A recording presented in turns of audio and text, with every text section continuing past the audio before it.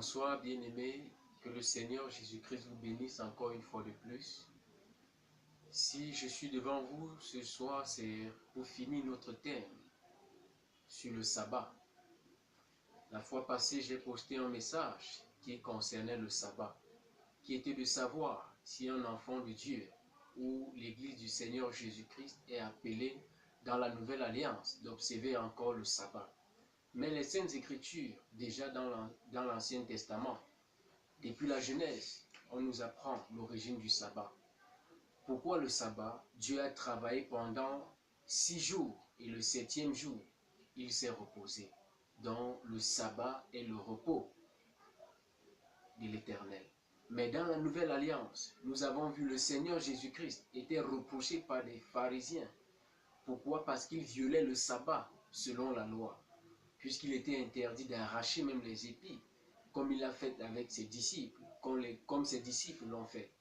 Mais lorsque nous parcourons les Saintes Écritures, en ce qui concerne le sabbat, la Bible nous dit que Christ est le maître du sabbat. Cela signifie quoi?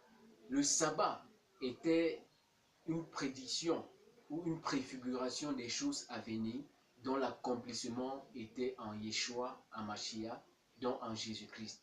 Il est venu étant l'accomplissement du sabbat. Donc le sabbat, qui est le repos, s'accomplit en lui, puisqu'il dit « Venez en moi, vous tous qui êtes fatigués, chargés et accablés, je vous donnerai le repos. » Dieu, pour être plus précis et plus clair dans le sabbat était le repos. Pourquoi? Parce que Dieu a créé l'univers en 7 jours. En 6 jours, au contraire, autant pour moi, et il s'est reposé le 7e jour. Le 7e jour est le repos de l'œuvre de Dieu, dont il a créé l'univers en 7 jours. Et nous parcourons, lorsque nous lisons l'épître de Pierre, nous comprenons que ce monde serait détruit. La terre, l'univers, le ciel et la terre seraient détruits. Œuvre pour lesquelles le Seigneur s'est reposé œuvre pour lesquelles le Seigneur s'est reposé le 7e jour. Dans cette œuvre, le repos était pour l'œuvre de l'Éternel et cela serait détruit.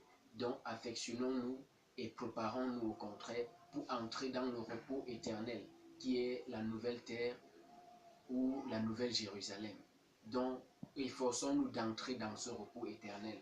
Ne nous attachons plus au repos ou au sabbat des choses périssables de ce monde qui serait détruit.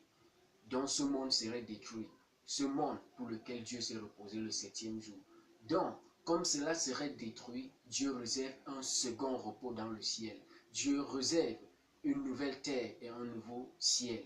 Donc, efforçons-nous d'entrer dans le repos éternel qui est dans la nouvelle terre et ce nouveau ciel.